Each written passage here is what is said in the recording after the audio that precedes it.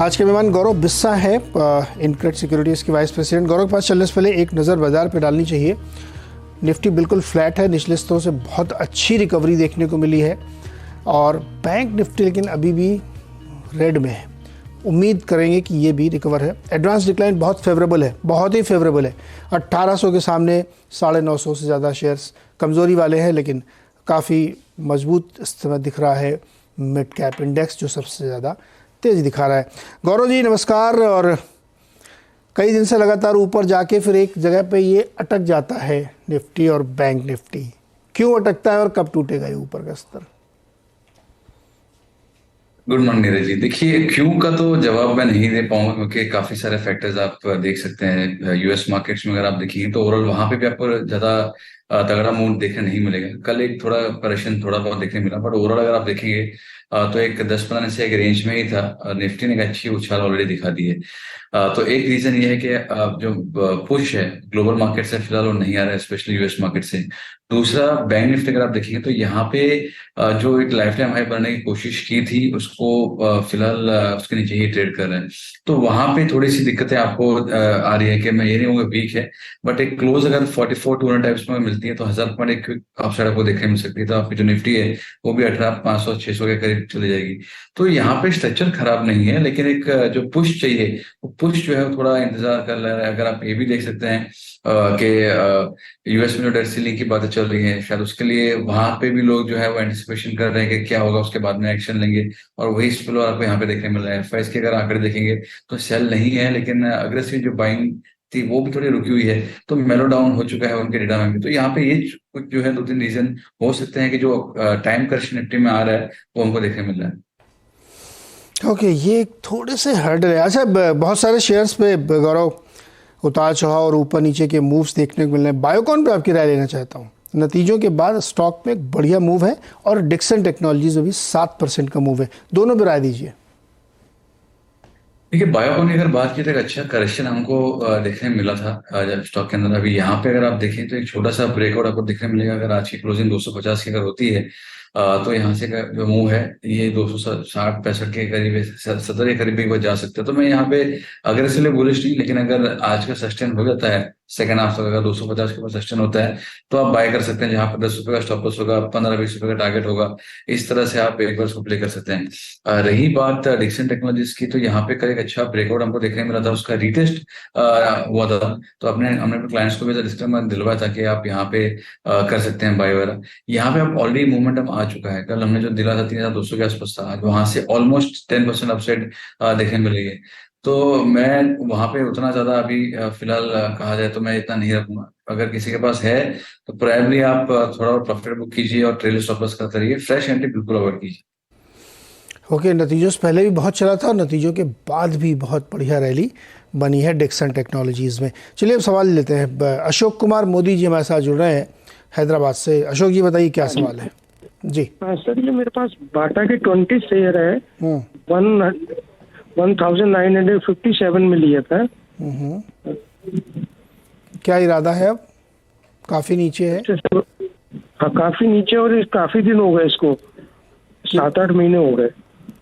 7-8 महीने हो गए और 450 रुपये के लगभग का नुकसान दे रहा है और ऊपर हाँ जी, जाने हाँ। रुकने का मूड है या अब लग रहा है कि निकल जाना चाहिए? नहीं, नहीं रुक सकता हूँ, कोई प्रॉब्लम नहीं है। गौरव जी बताइए, बाटा में इनको काफ़ी नुकसान है, 430 रुपये पर शेयर का।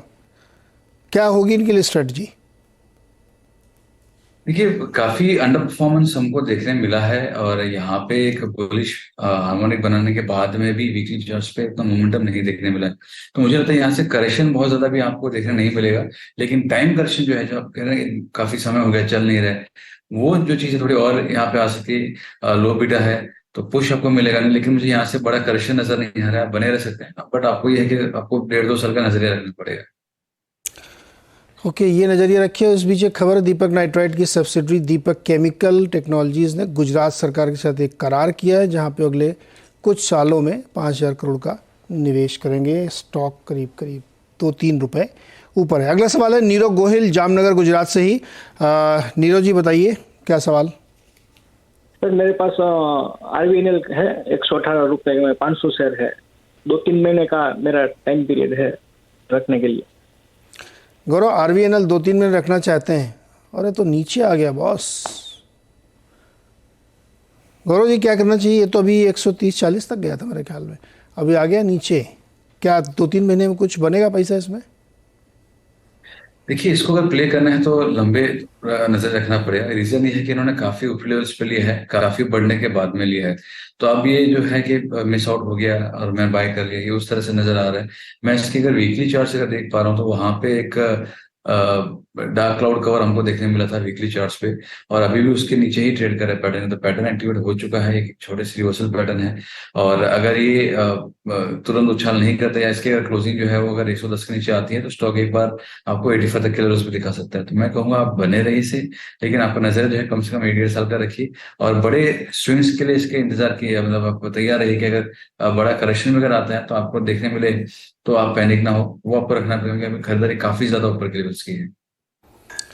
लंबे समय तक रुकना पड़ेगा नीरव भाई, 2-3 महीने में तो खेलने बनेगा। देखिए ये वाला स्टॉक जो है ना, कितना चला हुआ है, 2-3 महीने में ही, 3 महीने में करीब 33-34% चला, 6 महीने में 75% चला।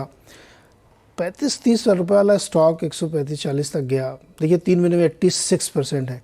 ऐसे स्टॉक में ना आपको बहुत संभाल के ट्रेड लेनी चाहिए। अब गिरते हुए स्टॉक में आपने ले लिया, इसका हाइज काफ़ी इससे ऊपर होगा, तो खैर अब रुकना चाहिए आपको। अगर आपको 2-3 महीने का नज़रिया ही है तो अभी आप ब्रेक इवन के आसपास हैं, निकल लेने में फ़ायदा है। लेकिन अगर आप रुक सकते हैं 1.5 साल तो फिर शायद आपको मूव इसमें मिल सकता है। रघुवीर जी हैं जोधपुर राजस्थान से। रघुवीर जी बताइए क्या मदद की जाए?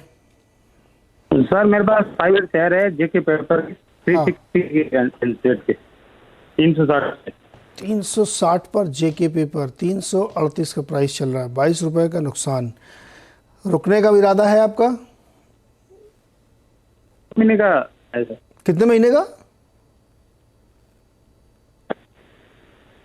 रघुवीर जी आपकी आवाज़ नहीं आ रही, कितने महीने का नजरिया है? 3 मंथ सर, 3 मंथ्स। ओके गौरव, 3 महीने में जेके पेपर में क्या होगा? देखिए, अगर इनका नजरिया शॉर्ट टर्म का है तो आप मैं ये कहूंगा आपको फिर 360 बाय नहीं करना चाहिए था, क्योंकि कोई रीजन था नहीं। डेली चार्ट वगैरह पे ये लोअर टॉप लोअर बॉटम बना रहा, तो डाउन ट्रेंड में ऑलरेडी स्टॉक जो है वो जा चुका है। तो वो लिहाज से अगर देखा जाए तो यहाँ पे कहता है it does not make sense. और जो करंट फॉल है ये आपको देखने मिल सकती है प्रोबेबली टुवर्ड्स, अगर मैं कंजर्वेटिव भी कहूँ तो यहाँ पे आपको एक फॉल जो है 310 तक के लिए देखने मिल सकती है। तो मैं ये नहीं कहूँगा 310 तक आएगा, लेकिन आपके लिए जो स्टॉप लॉसेस होंगे वो 310 के होंगे। क्या ये वहां से 3 महीने में रिटर्न अच्छा देगा? मुझे फिलहाल लग नहीं रहा, क्योंकि जैसे मैंने कहा कि जब डाउन ट्रेंड में है डेली चार्ट्स पे, तो मैं यहाँ पे उस पर व्यू नहीं ले पाऊंगा कि तुरंत और अपसाइड देखने मिले। 310 का आप स्टॉप लॉस बना के होल्ड कर सकते हैं। 310 के साथ होल्ड कर सकते हैं, लेकिन ये आप चार्ट देखिए ना कैंडल वाला, पिछले कुछ दिनों में सिर्फ लाल ही लाल कैंडल बन रही है, रोज नीचे आता है। तो स्टॉप लॉस ध्यान रखिए और उस पर फिर रुकिए। तरुण गुगनानी ने बैंक ऑफ बड़ौदा की पुट बेची है 5 रुपए की, 180 वाले स्ट्राइक प्राइस की, जून महीने की। क्या करना चाहिए? पुट राइटिंग की इन्होंने। ये काफी लोअर लेवल्स पे, मतलब काफी नजदीकी लेवल्स पे इन्होंने पुट बेची है। और मैं ये नहीं कहूंगा कि खराब है। 175 176 सपोर्ट है, तो अगर आप 175 भी पकड़ते हैं, इन द मनी हो भी गया, तो आपके जो नेट जो आपको 4-5 रुपये मिला है तो आपको नलीफे हो जाएगा। तो मुझे लगता नहीं कि यहाँ पे दिक्कत की बात सच होगी, अनलेस कोई मेजर करेक्शन वाला आया तो अलग बात है, बट फिलहाल वो लग नहीं रहा है। तो आप यहाँ पे एक बार बने रह सकते हैं। ओके तरुण जी, इस पर बने रह सकते हैं आप। अगला सवाल है परेश कुमार, यमुनानगर हरियाणा से। परेश जी बताइए। नमस्कार नीरज जी। जी नमस्कार। नीरज जी, मेरा सवाल रेडिंगटन इंडिया को लेकर के था। 170 शेयर हैं, करीब 154 रुपए की बाइंग प्राइस पे। तो इसमें आगे क्या करना चाहिए? क्या इसका आउटलुक क्या है? 2 से 3 साल में वैसे और रुक सकता हूँ इसमें। गौरव जी, 2 से 3 साल का नज़रिया रेडिंगटन पे। रेडिंगटन एक हार्डवेयर डिस्ट्रीब्यूशन वाली कंपनी है, बहुत बड़ी कंपनी है, बहुत सारे ब्रांड्स के डिस्ट्रीब्यूशन करती है। ये एप्पल का भी करते हैं ये लोग, और एप्पल ने अपना स्टोर भी खोला, लेकिन बड़े पैमाने पर वन प्लस, एप्पल, इस तरह की जितनी सामान है उसके डिस्ट्रीब्यूटर हैं। तो 2-3 साल के नज़रिए से अगर ये रखना चाहें, इनके प्राइस में इनको अभी फ़ायदा हो रहा है, तो क्या इसमें अच्छा मुनाफा हो सकता है? देखिए, मैं इसके मंथली चार्ट अगर मैं देखता हूँ कि इनका नजरिया अगर 3 साल का या थोड़ा सा ऊपर का है। तो एक राइजिंग ट्रेंड का ब्रेकआउट देखने मिला था, फिर वो फॉल्स ब्रेकआउट हुआ, फिर वापस ब्रेकडाउन हुआ, ब्रेकआउट हुआ, अब वापस उसके करीब ही ट्रेड कर रहे हैं। तो मैं कहूंगा आप बने रह सकते हैं, खराबी इसमें है नहीं।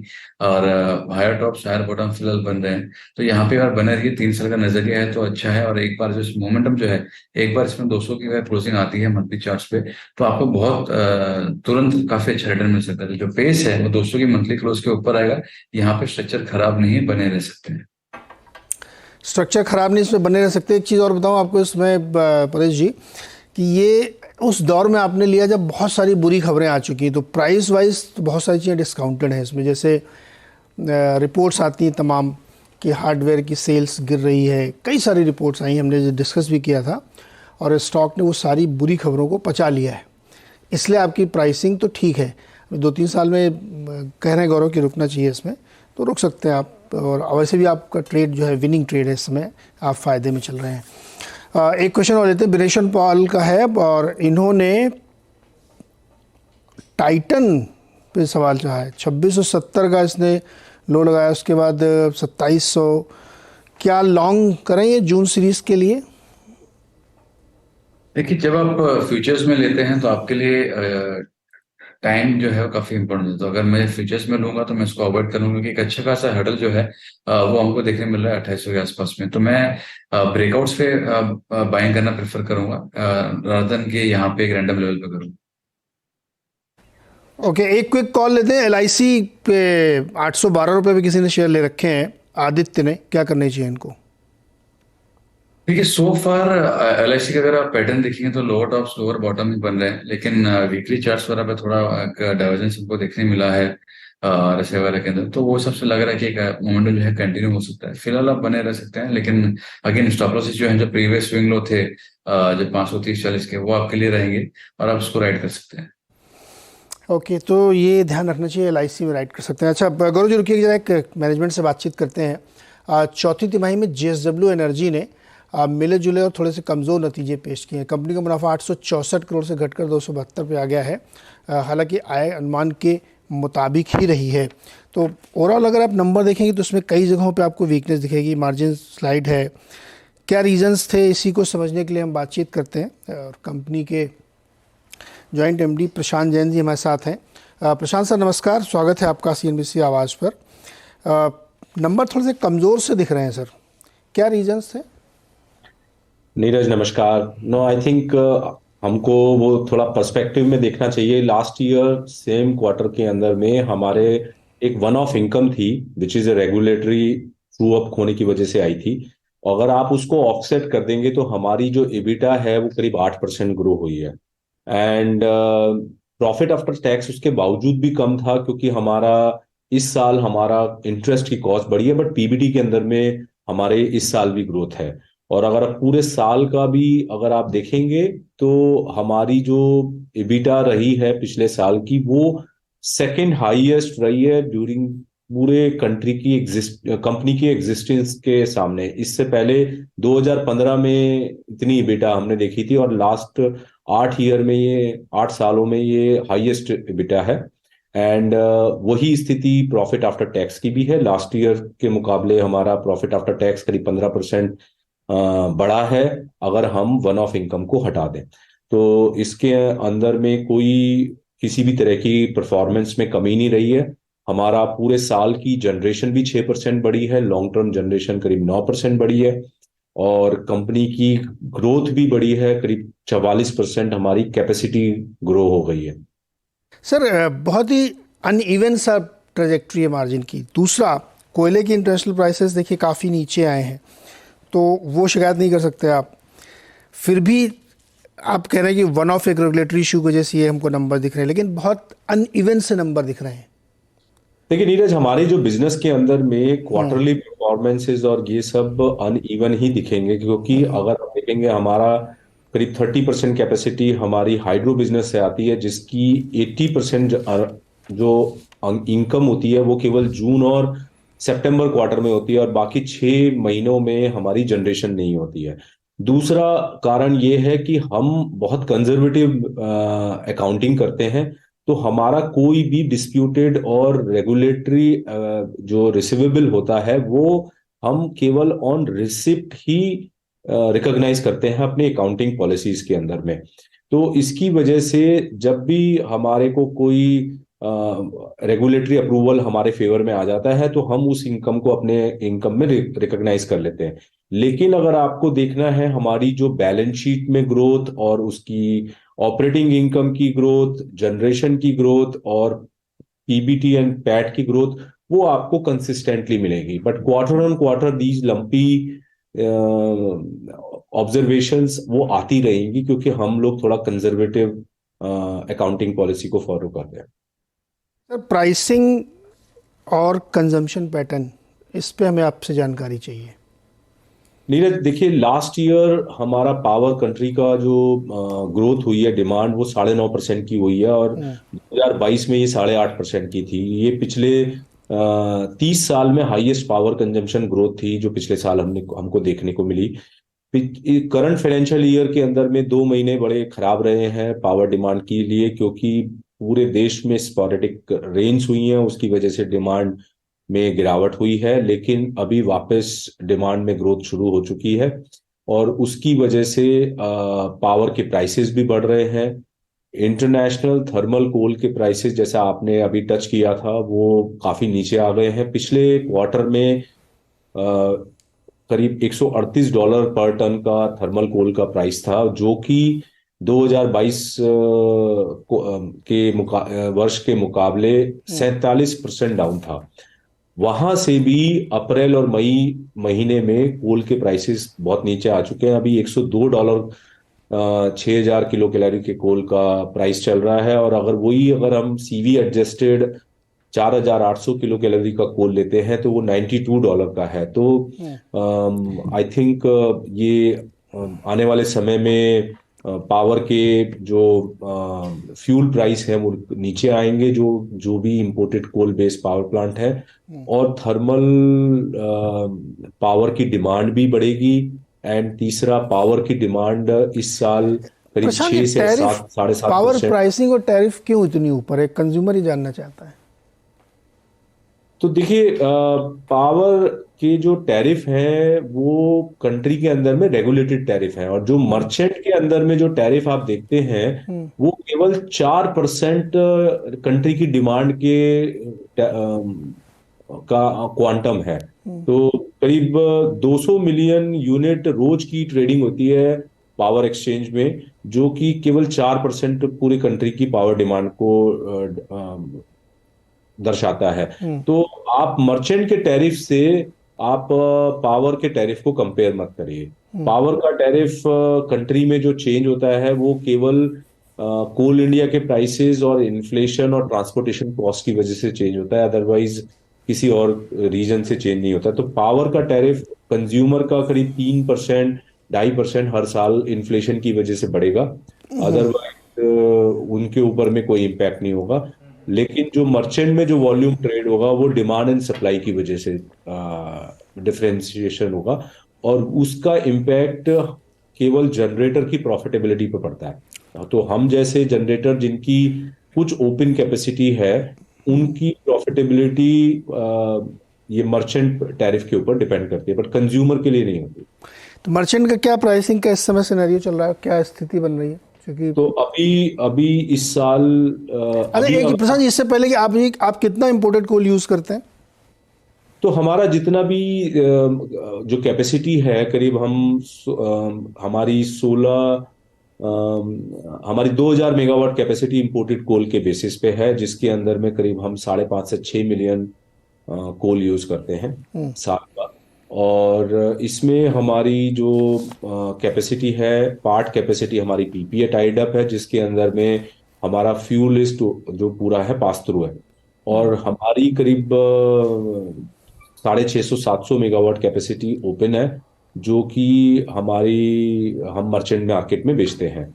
इसके अलावा 700 मेगावाट की हमारी एक नई कैपेसिटी कमीशन हो रही है इस फाइनेंशियल ईयर में, जो कि ऑल्सो मर्चेंट टैरिफ पे रहेगी, लेकिन वो डोमेस्टिक कोल के ऊपर चलेगी।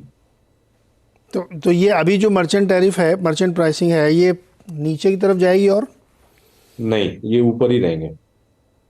ये ऊपर ही रहेंगे। ओके प्रशांत जी, बहुत बहुत शुक्रिया जुड़ने के लिए और ये जानकारी देने के लिए। धन्यवाद सर। JSW एनर्जी 252 रुपये, 0.25% ऊपर है। गौरव, JSW एनर्जी पे चार्ट क्या कह रहा है?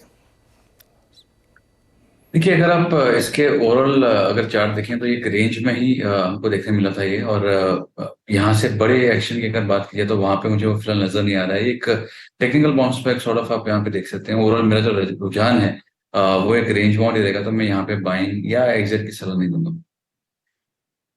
इस बीच गवर्नर साहब की तरफ से कुछ खबरें आ रही हैं। CI के इवेंट में बोल रहे थे, उनका ये कहना है कि ब्याज दरें इस बात पर निर्भर करेंगे कि ग्राउंड लेवल पे बहुत सारे जो फैक्टर्स हैं वो कैसे प्ले अप होते हैं। मतलब जैसे अंग्रेजी में हम लोग रोज़ सुबह डिस्कस करते हैं कि डेटा डिपेंडेंट है, यानी आंकड़े जो दर्शाएंगे उसी के मुताबिक ब्याज दरें तय होंगी।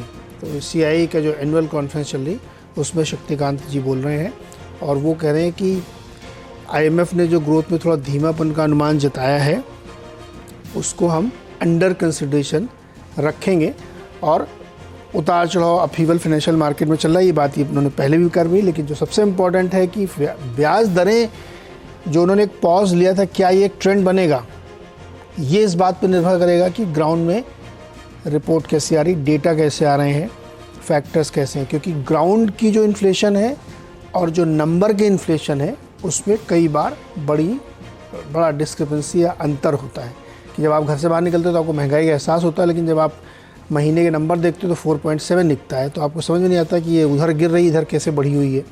तो ये वो समझाने की कोशिश करें कि ग्राउंड में बहुत सारे फैक्टर्स होते हैं जिस पे ब्याज दरें या महंगाई तय होती, तो इस पर वो ध्यान रखें। चलिए वापस आते हैं गौरव के पास और अगले सवाल जवाब का सिलसिला शुरू करते हैं।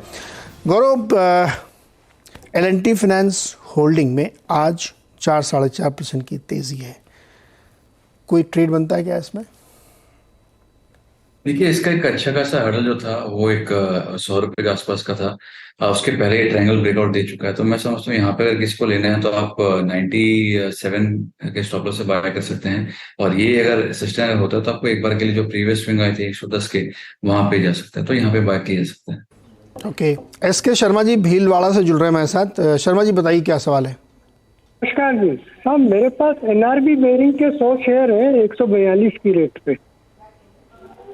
142 पे 100 शेयर हैं? जी जी सुना मैंने। हाँ, और 144.75 चल रहा है। गौरव जी क्या करना चाहिए इनको, NRB बेरिंग? देखिए, मुझे यहाँ पे कोई ट्रिगर फिलहाल लग नहीं रहा नीरज जी। एक रेंज के अंदर ये ट्रेड करा है जहाँ पे इसके स्ट्रॉन्ग हर्डल्स जो है वो 90 पे हैं और इसके अच्छे खासे सपोर्ट्स जो है वो 110 के हैं, तो टाइम करेक्शन काफी रहेगा, आप बने रह सकते हैं।